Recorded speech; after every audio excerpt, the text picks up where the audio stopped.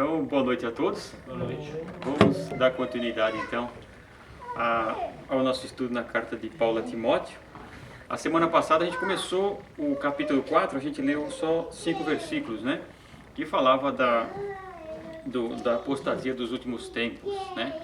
Então nós falamos sobre a palavra apostasia e os espíritos enganosos que iriam surgir nos últimos tempos para enganar, tentar enganar os escolhidos, mas os escolhidos não são enganados, né?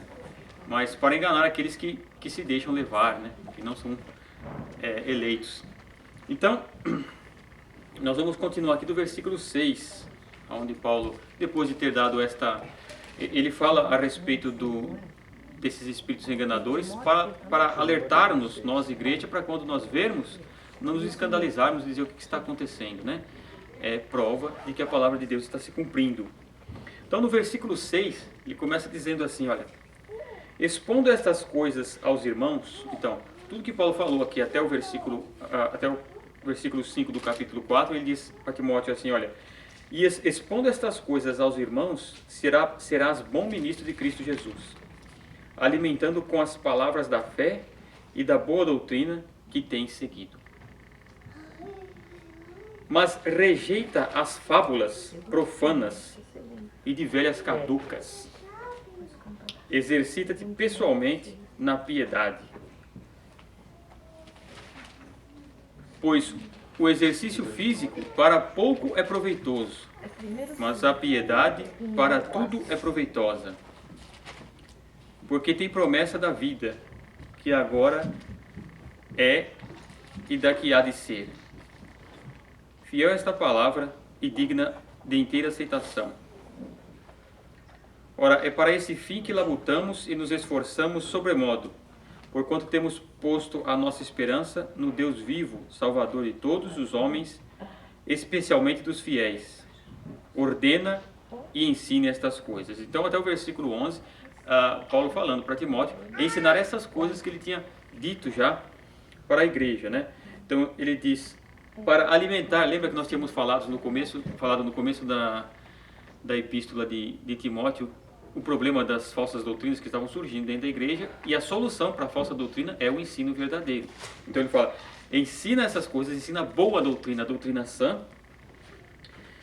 Fazendo essas coisas, você estará alimentando as pessoas com a doutrina sã, que é a única coisa que nos preserva das falsas doutrinas, nos preserva desses espíritos enganosos que irão vir. E ele fala, mas rejeitas as fábulas profanas e de velhas caducas. Ou seja, há várias fábulas, né, que nós costumamos ouvir desde criança e crescemos com aquilo. Não é? E há pessoas adultas que continuam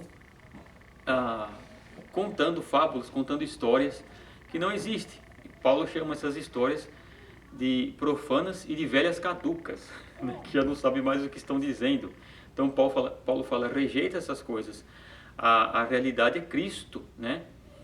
Então, aquelas coisas que estão fora ou de contra as Escrituras Sagradas, em contra a palavra de Deus, essas coisas nós devemos rejeitar como fábulas profanas, né?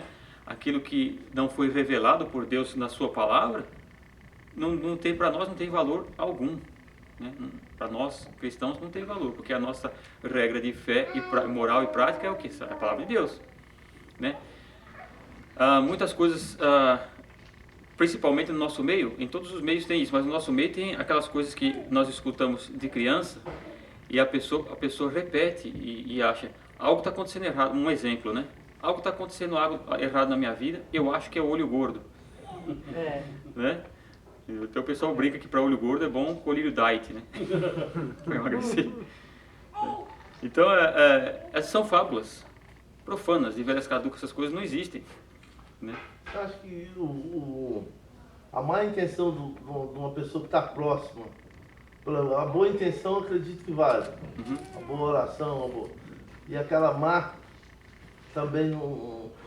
Se você estiver fraco no espírito, alguma coisa do tipo, você acha que isso não chega. Eu também, durante minha vida toda, descartei isso 100%. Você acha que isso não é possível? Não, as escrituras dizem assim... Mal fluido? Não, Porque eu já tive essa experiência tipo na minha casa, tudo tá bem, tudo tá normal, e você recebeu uma pessoa e parece que aquela pessoa tira tudo dali e leva. E joga fora, porque não usa. E de repente o baixo astral vem. Não, isso daí, sabe o que acontece? As escrituras dizem assim que aquele que é de Cristo o diabo não toca, assim que diz, né? E contra Israel não há feitiçaria, não há maldição, não tem como, né? O que acontece algumas vezes, isso é explicado pela parapsicologia, que há pessoas que têm um desequilíbrio mental que ela não domina. Isso é a parapsicologia que explica. Então, por exemplo, já viu aquela pessoa que às vezes vai na tua casa, olha uma planta, elogia a planta e a planta morre? Já, isso aconteceu na minha casa também. Ok. Passarinho. Então, É o seca pimenteira. A parapsicologia, ela explica isso aí da seguinte maneira. Isso aí se chama telergia. O que é telergia? Segundo a parapsicologia. Telergia é o seguinte, a pessoa está com um problema psicológico, está fraca psicologicamente, ou um desequilíbrio, e isso produz do corpo dela coisas que podem fazer mal. Por exemplo, quando nós estamos no inverno aqui, você vai pegar na mão da pessoa, você toma um choque, não é? Energia estática. Isso é estática. Estática. O nosso corpo é cheio de energia. Nós temos energia, tem um monte de coisa no nosso corpo. Nosso corpo tem, você precisa de ferro, você precisa de zinco, você precisa de um monte de coisa, porque o seu corpo tem isso. O seu corpo é criado do pó da terra, e a terra tem todas essas coisas. Fósforo, todas essas coisas. Então, quando a pessoa tem um descontrole emocional muito forte, ela não sabe, né? Mas isso sai dela. Por um exemplo, já viu os casos dessas imagens que choram? Chora sangue, chora tal. Todas já estudadas pela parapsicologia disseram o seguinte: ficam 50 metros longe. Se a imagem chorar, a parapsicologia paga $10.000. Nunca aconteceu de chorar. Porque não é a imagem que está chorando. Alguém está provocando aquilo por um desequilíbrio que a pessoa não tem controle. Isso é explicado pela... isso é explicado pela... Injetado lá dentro. Não, pela parapsicologia dessa maneira, né? Havia uma casa, por exemplo, no interior de São Paulo, estava pegando fogo, né? O senhor parado daqui a pouco começar a pegar fogo. eu vi isso aí. Já viu? Pensava que era demônio, pensava que era isso, pensava que era aquilo, nada. E o pessoal o pessoal da parapsicologia foram lá investigar. E descobriu que havia uma menina ali, que já era uma mocinha já, que tinha caído água fervente em cima dela quando ela era criança. Isso causou nela um descontrole emocional muito grande no cérebro. E ela começou a liberar certas energias que pegavam fogo. Trataram a menina. Acabou, não pegou mais fogo. Né? Então são coisas assim. Agora, essas fábulas que nós ouvimos que Paulo está falando aqui, da pessoa falou assim, olha, cuidado com o olho gordo, né? Cuidado com isso. Cuidado se fizer macumba. Eu tinha um amigo meu que ele era... A mãe dele ia no terreiro e levava a camisa dele, ele era cristão. E ele morria de medo. Né? E um dia ele fez uma pergunta, falou, olha... Português. Então, o que acontece? Esse meu amigo, a mãe dele levava lá no terreiro de Umbanda, lá, sei lá o que era aquilo lá, espírita. E ele ficou com medo, falou, pô, minha mãe tá pegando minhas camisas e levando lá. E fez essa pergunta para um palestrante, o palestrante disse, olha, deixa eu falar um negócio para você, você é cristão. Se for para fazer mal, vai fazer mal para eles. Porque lembra quando roubaram a Arca da Aliança e levaram para lá? O pessoal ficou doente, começou a dar um monte de problema neles. Então, para nós cristãos é o contrário, somos nós que influenciamos, não somos influenciados. Né? Por isso que Paulo falou, rejeita essas fábulas de velhas caducas, né? Que falam, olha, cuidado com isso, cuidado com aquilo, né? Ou está tudo dando errado, vou me benzer, vou fazer alguma coisa. Né? Inclusive, muitas igrejas brasileiras acataram isso e distribuem, né? Distribuem rosa ungida, não sei o que lá ungido, você passa no sal grosso, né? Passa no sal. Mas cientificamente, essa situação da pessoa trazer um mal para você existe. Telergia. Seria uma telergia. energia negativa que existe. Pessoa descontrolada, que às vezes ela chega ali e está com um problema, às vezes mata uma planta ou faz alguma coisa, a pessoa começa a se sentir mal perto dessas pessoas. E mata a sua alegria também. Isso que eu falo, não tem planta nem cachorro.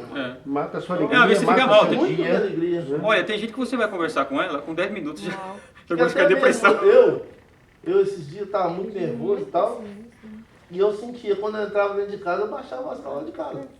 Porque são coisas que estão em você, né? Mas isso não tem a ver com aquelas fábulas que as pessoas contam, né? São coisas normais que acontecem conosco, né? Coisas da pessoa mesmo, a pessoa que provoca. Né?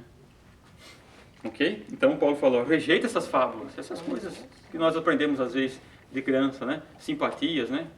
Eu lembro que a minha sobrinha estava demorando para andar, a avó dela, por parte de pai, foi fazer simpatia e cortava lá uma rama de alguma coisa lá, 3 vezes, falava que estava cortando o meio dela andar. Gente, qualquer hora ela vai andar de qualquer jeito, né? Se engolir uma piaba, aprende a nadar rápido, né? Tem um monte de coisa, simpatias, né? Eu vejo as duas meninas mais velhas para benzer, um senhor que tinha lá, ele era católico e tal, e ele fazia oração lá. Não sei se era minha fé para ela. Às vezes é a fé da pessoa, né? Não vou te explicar, não. Às vezes é a fé da pessoa. Ou às vezes pode ser até uma influência maligna mesmo, que põe a enfermidade e depois vai lá e tira, põe e tira, põe e tira. É porque tem o caso da mulher que tinha fluxo, que ela andava encurvada. Então, quando foi repreender o espírito dela, repreendeu o espírito de enfermidade. Então, existe um espírito maligno que vem Que trazer. traz essas coisas. Não, hoje para essas duas aqui, eu oro e tá certo. Não, a melhor coisa é a oração, né? Então é o que Paulo fala aqui, né? Rejeita as fábulas, né? E tudo, as outras coisas devem ser estudadas à luz da palavra de Deus e ver o que está acontecendo, né? E aí Paulo diz assim, né? Exercita-te pessoalmente na piedade, que é no que nós devemos exercitar. Nosso exercício deve ser sempre em cima da piedade, em cima de temperança, dessas coisas boas, né? Dos dons do Espírito Santo, que são dons do Espírito, né? Então, exercita-te na piedade, pois o exercício físico para pouco é proveitoso, mas a piedade para tudo é proveitosa, né? Então, é nisso que nós temos que nos exercitar. Hoje há uma inversão, há muito exercício físico, né? Porque as pessoas querem ficar bonitas aparentemente, né? Mas pouco exercício na piedade, na santidade, né? Na vida moral, no seu viver moral no meio da sociedade, né? Esse exercício não é muito feito, é mais feito exercício E físico. como todo e qualquer exercício, ele tem que ser o quê? Contínuo, para que ele possa resultar o quê? Para ele possa ter frutos. Porque senão... Não, senão acaba se perdendo, né? A pessoa faz um dia, né? Não vai surtir valor nenhum, né? Na vida da É pessoa. a mesma coisa que a Bíblia, né? Por exemplo, você vai ler. Tem dia que você lê aquela passagem, um versículo, você leu. Mas tem dia que quando você fala, mas eu nunca tinha visto isso. Quando é que isso vai acontecer? Se você ler mais do que uma vez. Você leu 2, leu 3, ou então um dia alguém fala uma coisa sobre aquele versículo, você fala, como é que esse camarada recebeu isso? Como é que ele recebeu? Contato com a palavra de Deus, ele recebe. Agora, se você não tiver, a gente não consegue. Não tiver intimidade. Exatamente. Para ouvir a voz de Deus em relação àquilo, aquela aplicação, onde vai ser, como você mesmo fala. A Bíblia tem um significado, mas as aplicações são várias. São várias. Aonde é que eu vou usar? Exato. Inclusive, filosoficamente dizendo, a virtude o que é? É o exercício de um hábito. Né? Você pega um hábito bom e começa a fazer aquilo direto, ele vai virar na tua vida uma rotina e vai se tornar uma virtude. Né? Então, porque, por exemplo, há pessoas que nem cristãs são, nem conhecem Deus, mas exercitam em certos costumes bons. E se tornam pessoas que você olha e fala, poxa, que pessoa de exemplo. Né? Melhores, né? Eu disse, onde eu morava, por exemplo, havia muitos japoneses, né? Muitos. Então, todas essas religiões orientais, e eram os melhores da sala de aula, eram os caras mais educados, eram pessoas... Por quê? Porque eles exercitavam nessas coisas, e se tornou hábito na vida da pessoa. Então, Paulo fala para Timóteo, exercita-te na piedade, porque para tudo ela é proveitosa, em todas as coisas. Né? Em todas as situações da nossa vida, a pessoa ser piedosa vai ter um proveito. Ok? Versículo 9 ele diz assim, fiel a esta palavra e digna de inteira aceitação. Ora, é para esse fim que labutamos e nos esforçamos, sobremodo, porquanto temos posto a nossa esperança no Deus vivo, Salvador de todos os homens, especialmente dos fiéis. Ordena e ensina essas coisas. Aí no versículo 12 ele começa a dar os conselhos para Timóteo. Ninguém despreze a tua mocidade. Pelo contrário, torna-te padrão dos fiéis na palavra, no procedimento, no amor, na fé, na pureza. Então, Timóteo era um camarada jovem, né? E, claro, hoje já é assim, quando a pessoa é muito jovem, às vezes falta experiência, né? Mas como nós lemos, quando estudamos a vida de Timóteo, Timóteo se desenvolveu muito rápido na fé. Ele teve um amadurecimento, coisa de Deus mesmo. E então, Paulo dizia, ó, ninguém despreze a tua mocidade, porque eu sei quem você é. Às vezes há jovens que já são maduros, e há maduros, pessoas maduras que ainda são adolescentes, né? É chamada a adolescência que retardou e foi indo. Tem cara com 50 anos que ainda é adolescente, não amadureceu, né? Eu estava até assistindo um vídeo essa semana e o professor estava dizendo assim, olha, a nossa sociedade brasileira tem um problema, que ela não amadureceu. Então, por exemplo, as crianças brincam de casinha quando criança, quando crescem e casam, pensam que estão brincando de casinha, e casamento não é brincadeira, né? Então as pessoas não amadurecem, elas continuam, né?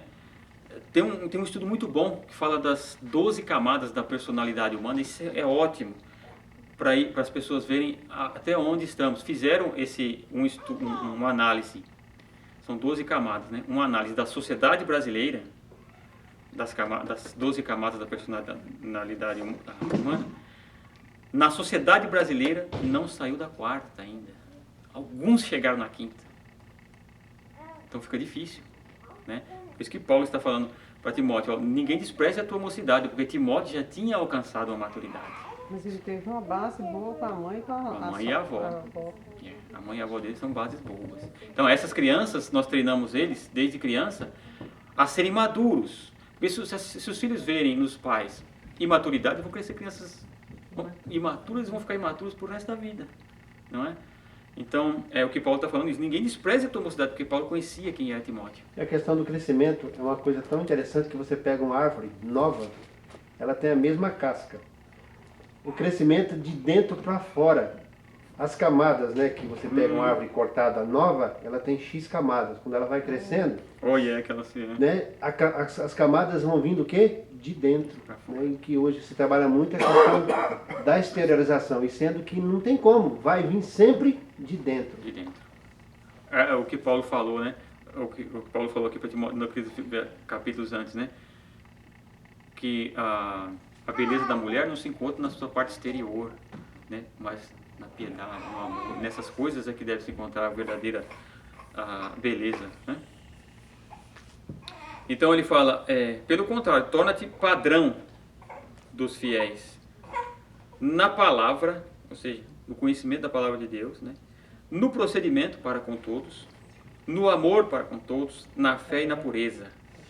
Até a minha chegada, aplica-te à leitura, à exortação e ao ensino. Você vê aqui, ó, os 3 pilares. Paulo fala, até eu chegar aí, aplica fazendo o seguinte: a leitura, isso aqui é para toda a igreja, né? Leitura da palavra de Deus, a exortação, que é correção, né, dos erros, e ao ensino da palavra de Deus. Leitura, exortação e ensino, base, né, para a igreja. Não te faças negligente para com o dom que há em ti, o qual te foi concedido mediante profecia, com a imposição das mãos do presbítero. Medita estas coisas e nelas sê diligente, para que o teu progresso a todos seja manifesto. Tem cuidado de ti mesmo e da doutrina. Continua nesses deveres, porque fazendo assim, salvará tanto a ti mesmo como aos teus ouvintes. É um exemplo do servo de Deus, né? Nosso exemplo conta muito. E Paulo fala para Timóteo, porque às vezes, Paulo fala assim, olha, não faças negligente para com o dom que há em ti. Né? Às vezes, na vida de todo cristão, isso daqui, sempre vai vir às vezes a dúvida, será que eu estou fazendo a coisa certa? Né? E tem pessoa que pergunta assim, né? De vez em quando vem uma dúvida, não sei se eu estou fazendo a coisa certa, não sei se é isso mesmo que Deus tem para mim. Isso acontece com todo mundo, todos. Né? Vem da nossa fraqueza, muitas vezes é tentação do demônio mesmo, né? Martin Lutero, que conta muito das suas experiências, né? Que o demônio sempre falava essas coisas para ele. Quando ele estava escrevendo, às vezes, coisas muito sérias, né? Ele conta que o demônio dizia para ele assim: você pensa que você é o único cara certo do mundo? Olha quanta gente mais inteligente que você tem aí. Né? Ele disse que dava um soco na mesa e dizia assim: eu sou batizado. Né? Então, são coisas que realmente vêm para todo mundo. Né? Você olha para você e fala assim: puxa vida, acho que eu estou fazendo besteira, não tem nada a ver com isso, não. Eu acho que estou no caminho. Principalmente quando começa a dar coisa errada, né? Você fala: não, acho que não é isso que Deus quer para mim, não. Né? Então, Paulo fala para Timóteo: ó, lembra-te do dom que há em ti. Às vezes nós temos que lembrar quantas vezes Deus fez as coisas por nós, quantas vezes, às vezes Deus usou a pessoa para muitas coisas. Isso que vai, né, exercitando a pessoa para continuar na fé e pedir a Deus misericórdia toda hora. Que Jesus, né, tira de mim esses maus pensamentos. Né? Vamos lá, capítulo 5. Agora ele vai dar algumas instruções a respeito de como agir internamente dentro da igreja. Ele diz assim: não repreendas ao homem idoso, antes exorta-o como a pai, aos moços como a irmãos, às mulheres idosas como a mães, e às moças como a irmãs, com toda a pureza. Então olha só, da onde vem aquele negócio que antigamente, nos tempos antigos, a criança passava por uma pessoa mais velha e às vezes tem que dar bênção sem a pessoa ser nada dela. Não é? Pois é. Ou chamava de tio. Da onde veio isso? De uma sociedade onde a alta cultura era cristã. A alta cultura cristã caiu, não existe mais na nossa sociedade no Brasil. Hoje, as crianças respeitam mais os mais velhos. Né? Qualquer pessoa mais velha poderia chegar para uma criança e dar qualquer bronca dela, e ela não falava nada para o pai, senão apanhava. O mais velho tinha autoridade. Hoje né? o pai Hoje fica o velho preso, né? apanha. Hoje, não é? É, vem por aí mesmo. Hoje a autoridade tá perdendo. Aí se falasse com os pais também. Criança os manda pais hoje. apoiavam. Os pais apoiavam, diziam, né? Tem uma frase italiana que diz assim: mais vale um velho num canto do que um jovem no campo. Sim. Né? Por causa da sabedoria, por causa da experiência que tem. Né? E tem um ditado, se não me engano, é turco ou libanês, assim, que diz assim: o velho é uma coisa tão preciosa que quem não tem um em casa quer comprar um para ter. Né? Por causa da experiência. Então, Paulo, você vê que Timóteo era um representante apostólico.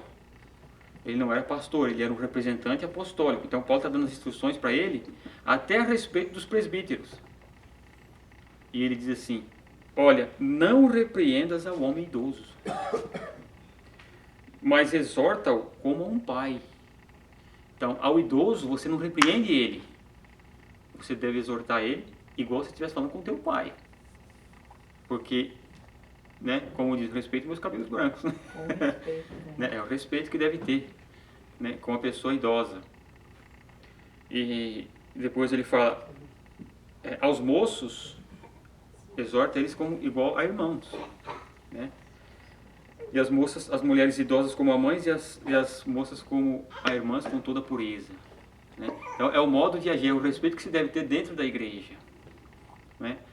Às vezes, por isso que às vezes há pessoas que são muito afoitas no seu ministério e às vezes se orgulham um pouco e dizem: não, aqui sou eu que tenho a palavra de Deus e todo mundo aqui vai me obedecer. E a pessoa às vezes é dura, às vezes falam palavras que vai machucar as pessoas. Quanto Paulo está dizendo para Timóteo: deve exortar com toda mansidão, pureza, né? Como se fôssemos irmãos, irmãs, pais e mães. É assim que deve ser. Porque, na verdade, o Cristo disse: o que disse o Jesus? Quem é meu pai, meu irmão e minha mãe? São todos esses que ouvem a minha palavra e me seguem. Né? Então, esse respeito, esse amor deve existir sempre dentro da igreja. Né? Nós não estamos em um campo de futebol, né? Nós estamos na igreja de Cristo. Ok? Depois, no versículo 3, honra as viúvas verdadeiramente viúvas. Por que fala que as verdadeiramente são viúvas? Né? Fala assim: mas se alguma viúva tem filhos ou netos, que estes aprendam primeiro a exercer piedade para com a própria casa e a recompensar a seus progenitores, pois isto é aceitável diante de Deus. Eu já falei a questão de honra, né? Honrar aqui é sustentar as viúvas, porque não existia aposentadoria. Quem cuidava das viúvas era a igreja, né?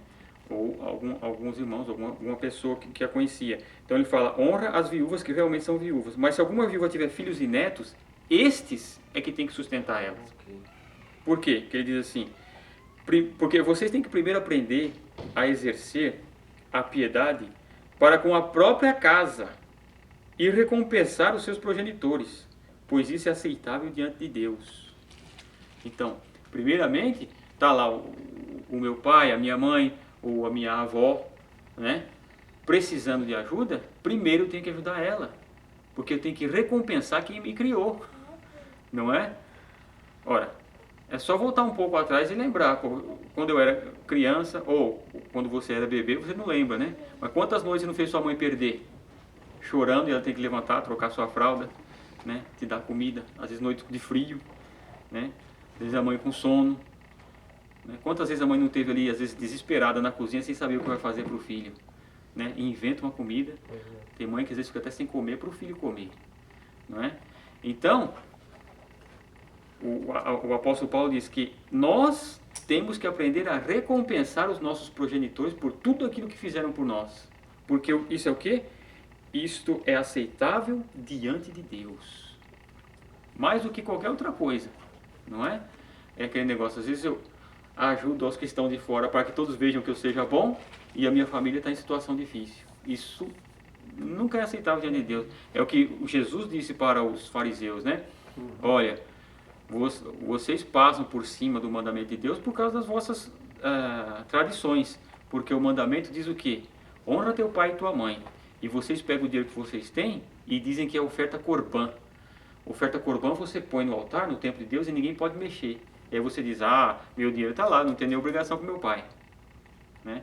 Jesus falou, esse é o mandamento dito, honra teu pai e tua mãe. Vocês inventam essas tradições e obedecem mais a tradição do que o mandamento, né? Então cuidar de pai e mãe é coisa muito séria. Pai, mãe e avó é coisa muito seríssima, né? Versículo 5. Aquela, porém, que é verdadeiramente viúva e não tem amparo, espere em Deus e persevere em súplicas e orações noite e dia. Um exemplo disso daqui é aquela viúva Ana, que ficava no templo. Quando foram apresentar Jesus, ela toma Jesus no braço e começa a glorificar a Deus. Ela viveu com o marido por 7 anos só. Ficou viúva e fez um voto com Deus. Vou para o templo e você vê a Deus de noite agora. Foi isso que ela fez, né? Versículo 6 ele diz assim, entretanto, a que se entrega aos prazeres, mesmo viva está morta. Prescreve, pois, estas coisas para que sejam irrepreensíveis.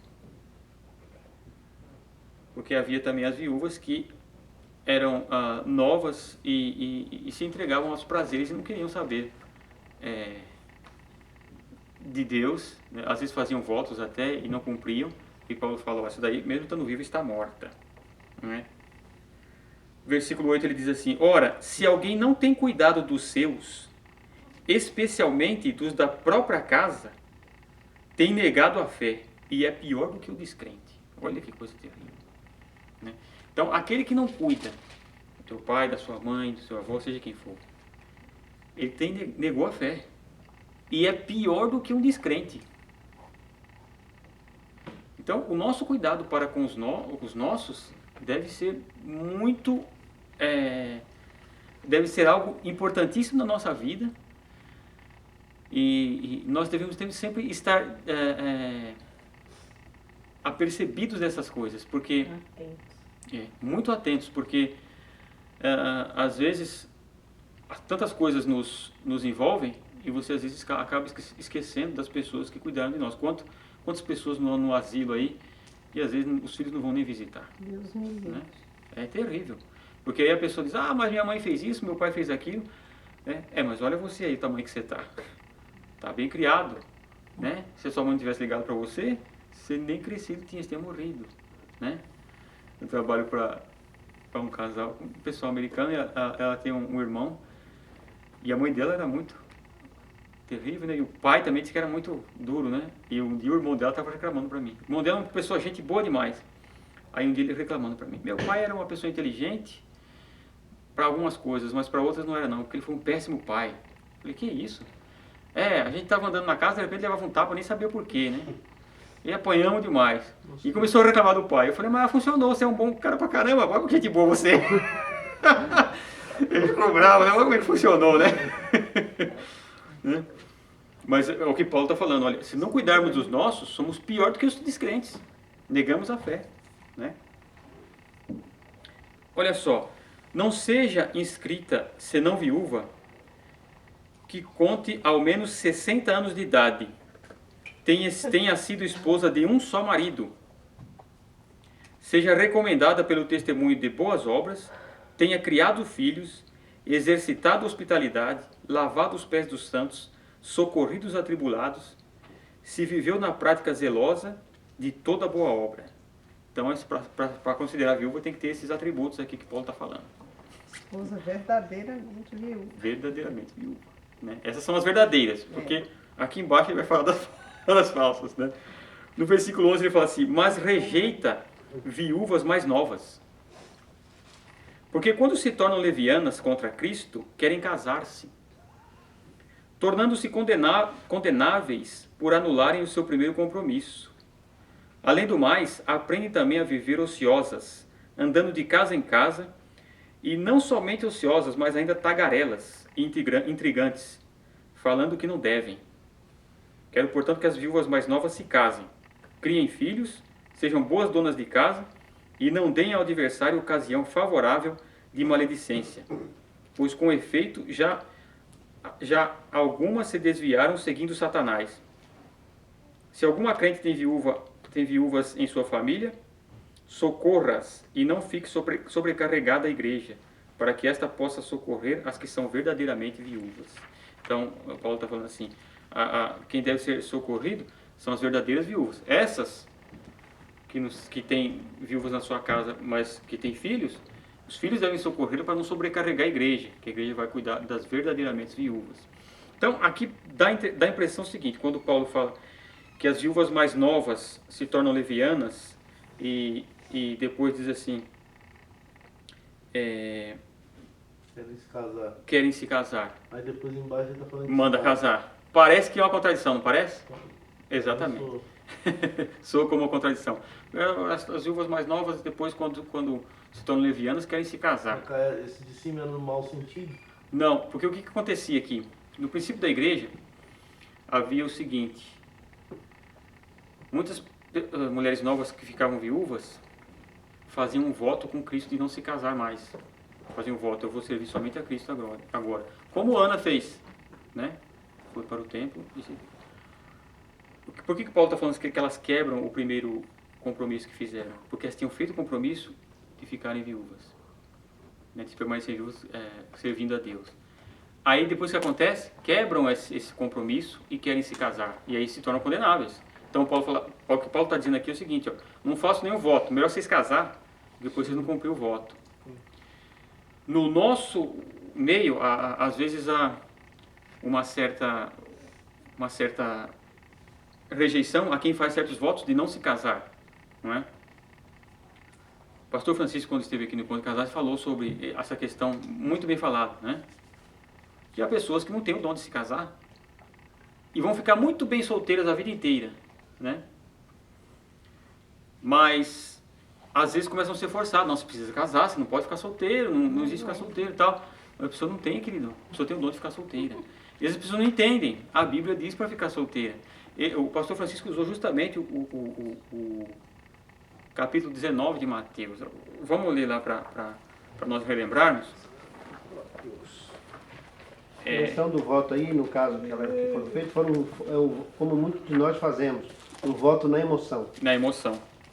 Porque agora você viu só Cristo, né? O defunto acabou de morrer, aí a pessoa faz o voto, né? Não, Depois que o defunto Aí depois... Cara, nem esfriou, né? Porque é questão do sentimento, né? Está envolvido ali naquele momento, é difícil. Botando É. pescoço. Mateus 19, onde fala aqueles que se fazem eunucos. Tem uns que se fazem eunucos por... Aqui, ó. Capítulo 19.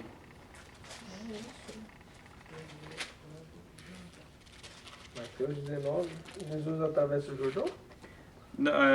Mas depois embaixo vem a questão do divórcio. Na questão do divórcio que ele está falando sobre... Ah, é verdade. Né? Uhum. 19 o quê? 19, versículo 10. Vamos começar do 10, né? Quando Jesus fala da questão do divórcio, depois ele fala assim.